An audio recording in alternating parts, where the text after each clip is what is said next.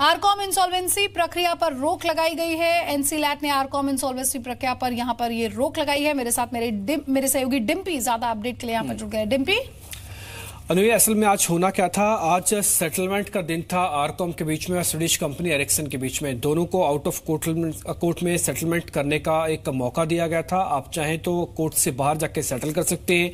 दोनों के वकीलों ने बात की। आज 3 बजे तक का समय था, नहीं तो मामला एनसीएलटी के अंदर जाके उनके एसेट्स की बिकवाली का हो जाता, फिर कंपल्सरी सेलिंग होती। असल में पूरा मामला है क्या, जरा आपको बता दूं। एरिक्सन और आरकॉम के बीच में करार हुआ था 2014 में।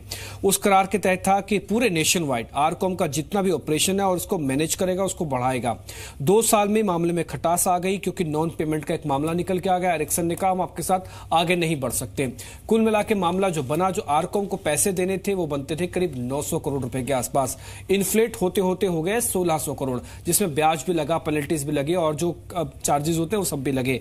लेकिन बाद में मामला बन रहा है कि 1150 करोड़ रुपए में सेटल हो सकता है। कुल मिला के एक प्रपोजल दिया गया था। आरकॉम की तरफ से 2 बार प्रपोजल दिए गए। पहली बार प्रपोजल पे मार्केट ने रिएक्शन दिया, दूसरी बार फिर से वो जब पूरा नहीं हो पाया तो 90 दिन का एक्सटेंशन दिया गया।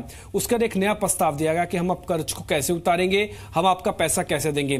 न केवल एरिक्सन का पैसा देना है, हालांकि उन्होंने और भी कंपनीज का पैसा देना है, लेकिन एरिक्सन का मामला इसलिए गंभीर है क्योंकि अगर ये मामला सुलझ जाता है, जो कि अब सुलझ गया है, आउट ऑफ कोर्ट सेटलमेंट हुई है, इसमें इंटीरियम रकम जो है वो करीब 500 करोड़ रुपए की दी जा रही है। हालांकि वो चाहते थे कि अग्रिम जो रकम भुगतान हो, एरिक्सन वाले वो कह रहे थे कि 900 करोड़ हो, लेकिन मामला 500 करोड़ में सेटल हो गया आउट ऑफ कोर्ट जाके। तो ये आरकॉम के लिए अच्छी खबर।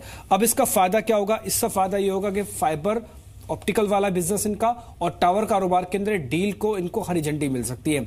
ये डील करना चाहते हैं, बिजनेस को बेचना चाहते हैं। इसमें रिलायंस जियो बड़ा इंटरेस्टेड है और इससे कुल मिला के इनको 8000 करोड़ रुपए मिल जाएंगे। ये मामला एनसीएलटी और एनसीएलटी के अंदर जाके फंस गया था क्योंकि जब तक ये मामला क्लियर नहीं होता। इस बीच एक और चीज इनके साथ अच्छी हुई कि 5 अप्रैल को सुप्रीम कोर्ट ने इनके एसेट बिक्री को भी मंजूरी दे दी थी। इनमें कुछ लैंड डील्स हैं, वो भी हो सकते हैं जो कि दिल्ली, मुंबई, अलग अलग शहरों में भी हैं।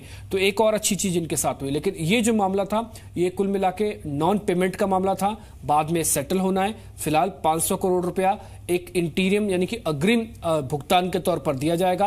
बाद में एक रेजोल्यूशन प्लान और दिया जाएगा। 120 दिन का समय दिया गया है जिसके अंदर इनको ये पूरे पैसे को चुकाने हैं। तो एक अच्छी खबर ये कह सकते हैं कि हाँ, आईडीएजी के लिए भी ठीक है और एक किस्म से ये भी कह सकते हैं कि आउट ऑफ कोर्ट सेटलमेंट का और एनसीएलटी का जो लताड़ है उसका पूरा फायदा दिख रहा है कि अब जो डेट वाली कंपनी है अब जल्दी जल्दी अपने मामलों को सेटल भी कर रही है।